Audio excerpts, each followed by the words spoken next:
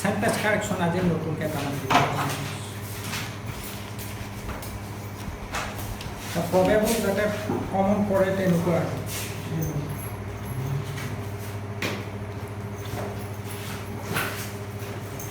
বাকী কি ইহঁত বাকীকেইটা গুচি গ'ল বুজিছে sentence correction the lion is strong animal. He is a ama.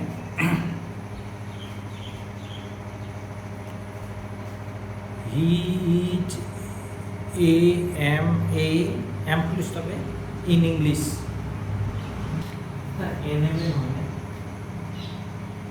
ভুলকে দিছোঁ আৰু মই am দিছোঁ কাৰেকশ্যন হে কৰিব দিছোঁ sentence correction I spent 100 rupees. I spent 100 rupees. We started for Mumbai. We started for Mumbai next day. There is no place. There is no place. On the bench, he came by the 7:30 o'clock train. O'Neill obtained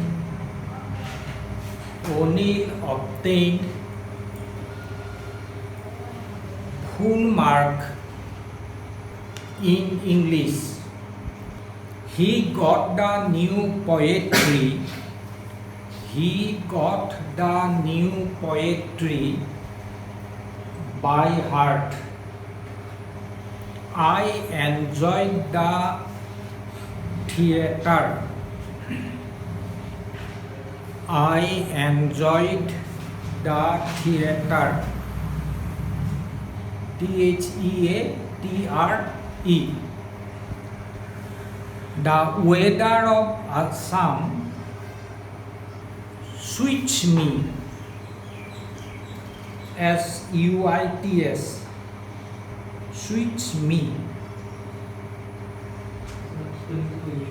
SUITS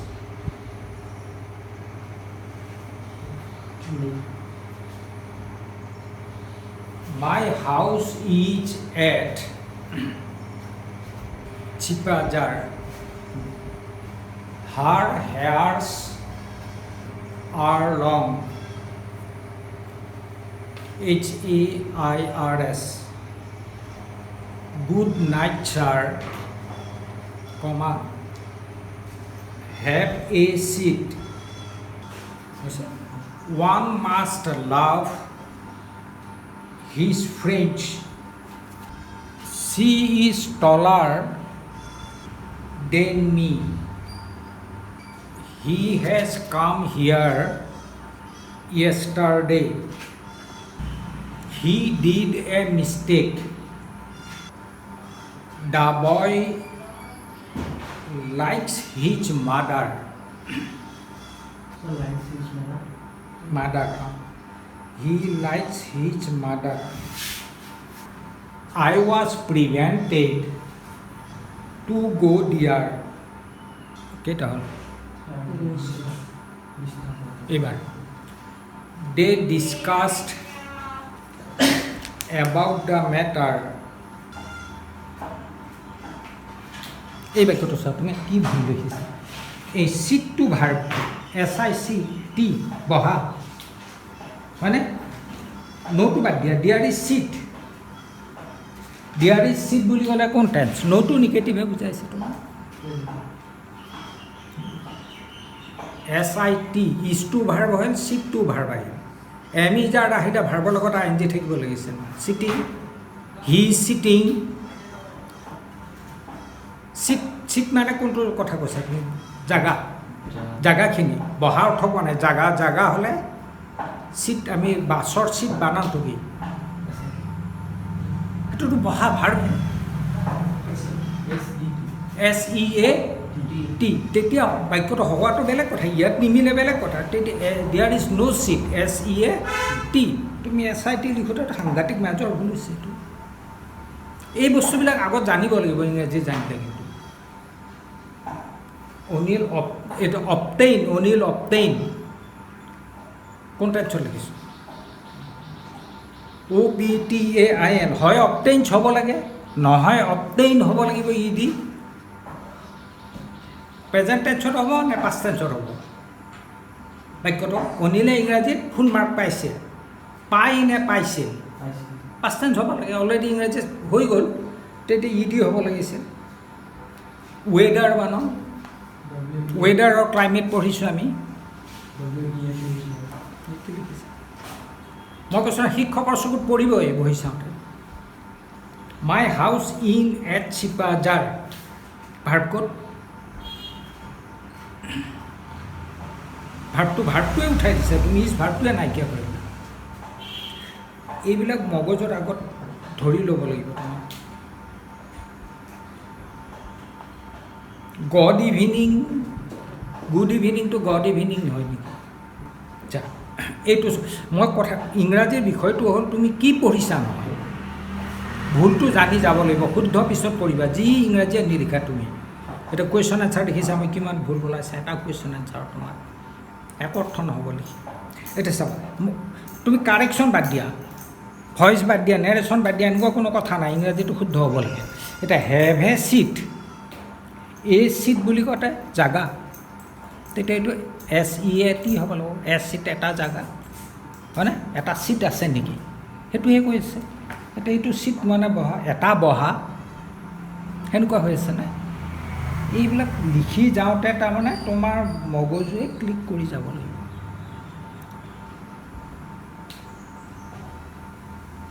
তো one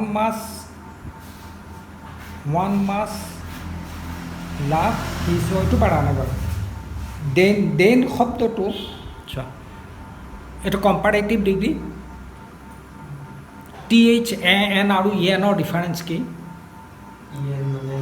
তেতিয়া হয়নে আৰু এইটো comparative degree THAN হ'ব লাগে এতিয়া তুমি ধৰা প্ৰশ্নটো THAN আছিল আৰু তুমি কাৰেকশ্যন কৰোঁতে তুমি ANটো উঠাই তুমি লিখি যাওঁতে পটককৈ ENটো আহিল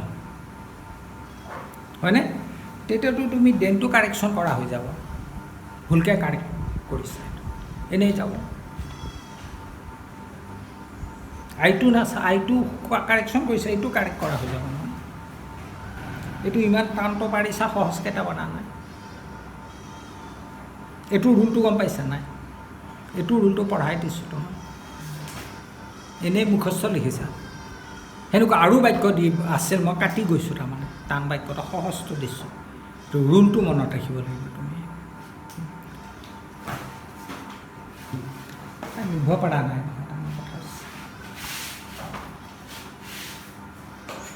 এই চিয়াটো ইউজ কৰিব পৰা না নহয় জানা ৰুলটো এই যে গ্ৰীণ চিয়াইটো কোনে ইউজ কৰিব পাৰে ছাৰক সুধি ল'বা তুমি মেমক আমি এতিয়া লিখিছোঁ বেলেগ কথা তুমি কিন্তু পৰীক্ষাত এক্সামত লিখিব নোৱাৰা গ্ৰীণ চিয়াই কোনে লিখিব পাৰে গম পাব only for first class gazetted office green চিয়াই ইউজ কৰিব পাৰোঁ ছিগনেচাৰ মই কৰিলে মই গ্ৰীণ চিয়াই ইউজ কৰিব নোৱাৰিম ফাৰ্ষ্ট ক্লাছ গেজেটেড অফিচাৰে ছিগনেচাৰ বুলি DC ছাৰে পাৰিব গ্ৰীণ চিয়াই এই বাক্যটো the lion is a strong animals না এনিমেল এই মানে এটা এছটো কেনেকৈ আহিব টু ষ্ট্ৰং এনিমেলছ টু হ'লে হ'ব পাৰে কিন্তু এই থাকিলে এছটো আহিবই নোৱাৰে তোমাৰ হি স্পেণ্ডছ 100 rupees কি শুদ্ধ কৰিলা তুমি এছটো দিছা স্পেণ্ডত এছটো দিছা তুমি মইতো স্পেণ্ডত এছটো আছে বুলি ধৰি লৈছোঁ থাৰ্ড পাৰ্চন ছিংগুলাৰ নামত এছটো আহিব সেইটো কাৰেকশ্যন তোমাক কোনো কাৰণত নিদিয়ে ক্লাছ 10ত সেইটো 6ৰ বস্তু যে ছাবজেক্টটো থাৰ্ড পাৰ্চন ছিংগুলাৰ নাম্বাৰ হ'লে ভাৰ্বটো প্ৰেজেণ্ট টেন্স হ'লে ছাবজেক্ট আৰু ভাৰ্বৰ এগ্ৰিমেণ্টটো আৰু এইটো তেতিয়া এছ বাই ইয়েছ আহিবই লাগিব হি হেজ কেম নে কাম হি হেজ কাম নে কেম? কাম। হেভ হেজ থাকিলে V3 যাব লাগিব। ইয়াত কি লিখিছোঁ বেলেগ কথা, তোমাৰ হেভ হেজ থাকিলে V3। ঠিক আছে, এইটো এ ষ্ট্ৰং এনিমেলছ নহয়, হয়নে? এতিয়া ডাল আয়ন বুলি কওঁতে গোটেই জাতিটো বুজাইছে, সেইটো বুজি পাইছোঁ যে সিংহ এবিধ বলি জন্তু, এবিধৰ কাৰণে এই শব্দটো হৈছে, এইটো দিয়া দিছোঁ ডাল আয়ন ষ্ট্ৰং এনিমেল। সিংহ বলি জন্তু বুলি নকওঁ, সিংহ এবিধ বলি জন্তু। AMA পাৰিছোঁ, এইটো চিম্পল। স্পেণ্ড 100 rupees, 100 rupees মানে 100 টকা, 100 মানে 100, 100 টকা, 200, 100 কৈছোঁ, এইবিলাক আলোচনা কৰিছোঁ। এই শব্দটো দিয়া নাছিল, 100 rupees 100 টকা, 200 rupees 300 rupees, আমি এই ঠাইত 100 rupees লিখিলেও হৈ যাব। started for Mumbai next ডেটো কিহৰ কাৰণে ব্যৱহাৰ কৰোঁ? টুমৰোটো কি হয়? নেক্সট ডে নে দা নেক্সট ডে? পিছে নেৰেশ্যনত আছে নাই?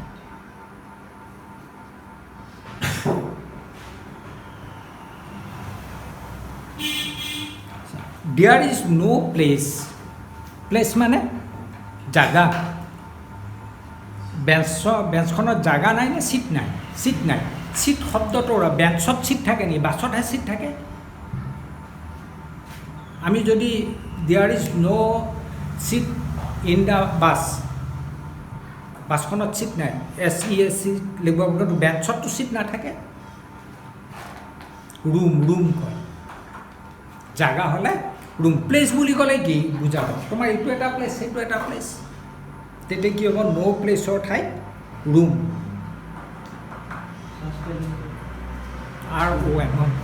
ROM এইটো পৰীক্ষাত আহি গৈছে কিন্তু এই বাক্যটোৰ আগত। He came by the 7:30 o'clock train. 7:30 o'clock train বুলি ক'ম নে 7:30 ট্ৰেইন? এই o'clockটো কিয় ক'ম? 7:30টোৱে o'clock নহয়নে? তেওঁ ৰিপিট কিয় কৰিম আমি?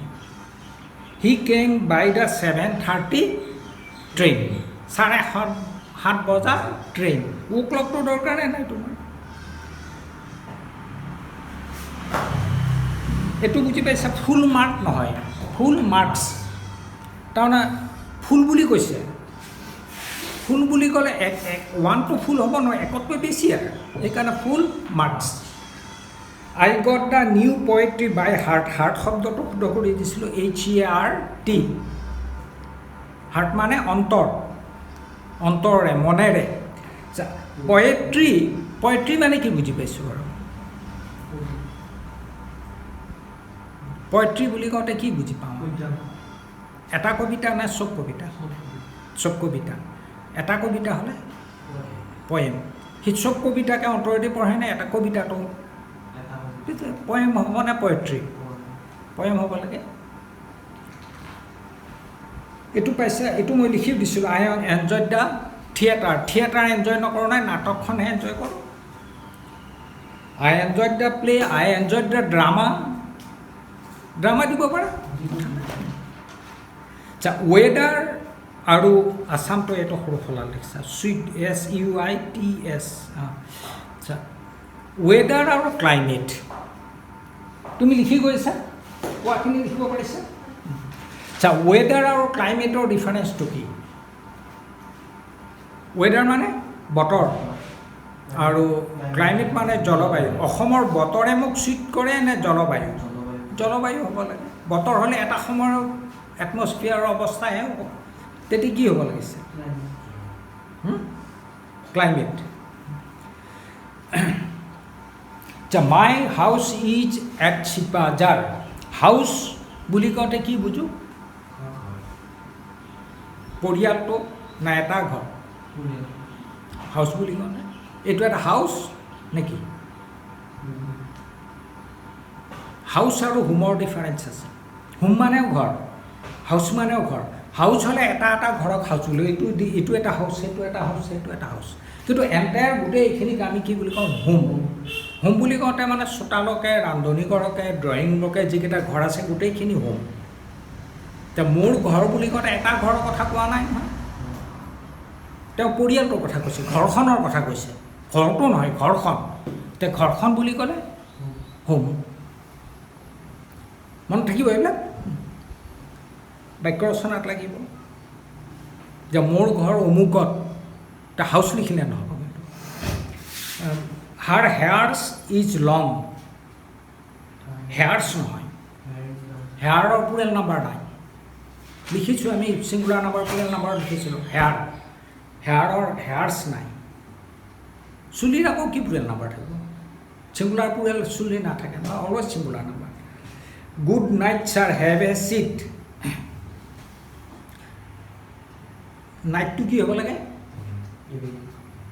গুড নাইট বুলি কওঁতে আকৌ বহিব খুজিব নেকি? বিদায় ল'ব দেখোন। গুড নাইট কেতিয়া ক'ম? বিদায় ল'লেহে গুড নাইট। এতিয়া বিদায় ছাৰ, মই বহিব পাৰোঁ নাই এনেকৈ ক'ম নেকি? গোটেই পগলাই কোৱা নিচিনা হৈ যাব। One must love his friends, এইটো এগ্ৰিমেণ্টৰ চিনটেক্স শব্দটো, চিনটেক্স বুজাইছিলোঁ মই, মনত আছে চেপ্টাৰটো, এইটো চিনটেক্সৰ পৰা দিয়া আছে। ছাবজেক্টটো যি নাম্বাৰ পাৰ্চন হয় তাৰ প্ৰনাউনটো একে নাম্বাৰ পাৰ্চন হ'ব লাগিব। ছাবজেক্ট আছে ওৱান, তাৰ প্ৰনাউন আছে হিজ। ওৱান বুলি ক'লে হিজ হাৰতো হ'ব পাৰে, হয়নে? হি হ'লে he must love his friends, I must love my friends. Subject যি নাম্বাৰ, প্ৰনাউনটো একে নাম্বাৰ পাৰ্চন হ'ব লাগিব। এইটো চিনটেক্সৰ ৰুল আৰু এগ্ৰিমেণ্টৰ ৰুল। এতিয়া ওৱানৰ প্ৰনাউন হ'ল ওৱান্স, ONES। এইটো পাৰিছা, he is টলাৰ then I. Simple কথা এইটো, তাৰমানে he is টলাৰ then I am. এমটো লিখা নাই আৰু, ডেটটো কনজাংচনে, একো নহয়, একো নহয়, একো নহয়। তাৰমানে চিৰ লগত ইজ হয়, আইৰ লগত এম হয়, জানাৰ কাৰণে এমটো লিখা নাই। দেনটো জাষ্ট কনজাংচনে। কিন্তু যদি তোমাৰ ভাৰ্ববিলাক বেলেগ বেলেগ হয়, চিৰ লগত এটা বেলেগ ধৰা এই এনেকুৱা তোমাৰ ট্ৰেঞ্জিটিভ কিবা বেলেগ ভাৰ্ব আহিল, অক্সিলাৰী ভাৰ্ব নহয়, হয়নে? তেতিয়া পিছৰটোতো এটা বেলেগ ভাৰ্ব আহিল, তেতিয়া কিন্তু লিখিব লাগিব। হি হেজ কাম হিয়াৰ য়েষ্টাৰডে, এইটো য়েষ্টাৰডেটো পাষ্ট টেন্স আছে দেখোন, তেতিয়া কি হ'ব লাগিছে? হি কেম। হি ডিড এ মিষ্টেক, ভুলটো কি কৰে? মেড। ভুল মেড হয়, সাজে, মেড। কিবা এটা ভুল আমি বনাওঁহে, হয়নে? ডিড নহয়। ডিড মানে কিবা কাম চাম কৰাৰ ক্ষেত্ৰত ডিড হ'ব, মই অংকটো কৰিছোঁ ডিড হ'ব। কিন্তু ভুল চুক এইবিলাক কৰাৰ ক্ষেত্ৰত কি হয়? Made. He made a mistake. নাই, এইবিলাক পঢ়ি গৈছোঁ তথাপিও পাৰা নাই। আৰু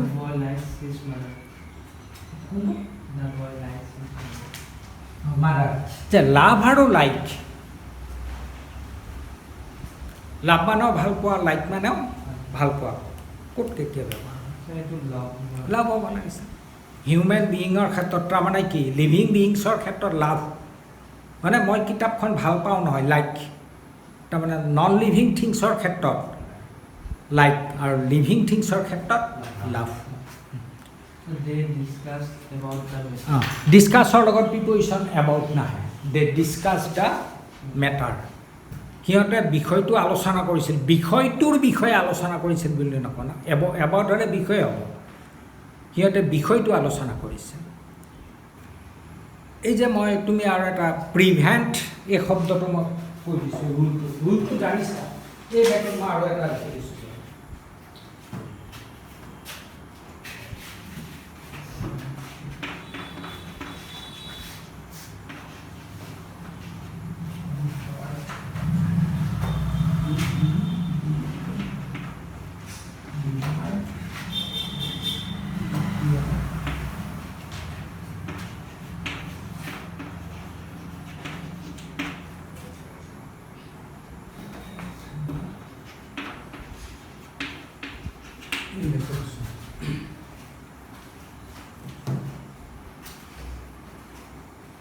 আমি বাক্য এটা কি লিখিছোঁ ন সেই বাক্যটো কোৱাচোন he was প্ৰিভেণ্টেড I was prevented to do ঠিক আছে আই ৱাজ prevented এইটো এটা ৰুল এইটো মনত ৰাখিব লাগিব প্ৰিভেণ্টেড টু go here. গো যে এপ্ৰুভ ভাৰ্বৰ মানে যিবিলাক ভাৰ্বৰ লগত এপ্ৰপ্ৰিয়েট প্ৰিপজিশ্যন আছে নহয় কিছুমান হয়নে যেনে প্ৰিভেণ্টৰ লগত কি হয় From ফ্ৰম টু নাহে ডিভাৰ্ডৰ লগত ফ্ৰম আহিবই লাগিব টু নাহে এক নম্বৰ এইটো এটা ৰুল প্ৰিপজিশ্যন আমি আনিলোঁ 2 নম্বৰৰ ৰুলটো হ'ল যদি কোনো এপ্ৰপ্ৰিয়েট প্ৰিপজিশ্যন ভাৰ্বৰ পিছত আহে সেইটো লিখিবই লাগিব যে প্ৰিভেণ্ট ফ্ৰম ডিভাৰ্ট ফ্ৰম আহিবই নহয় তেতিয়াহ'লে তাৰ পিছৰ যিটো ভাৰ্ব সেইটো প্ৰেজেণ্ট পাৰ্টিচিপল হ'ব লাগিব তাৰমানে ভাৰ্বৰ লগত আই এন জি হ'ব লাগিব গতিকে কি হ'ব এইটো এপিয়াৰিং এইটো গয়িং সেইটো মনত ৰাখিলে সেইটো ৰুল আৰু এটা ইংৰাজীত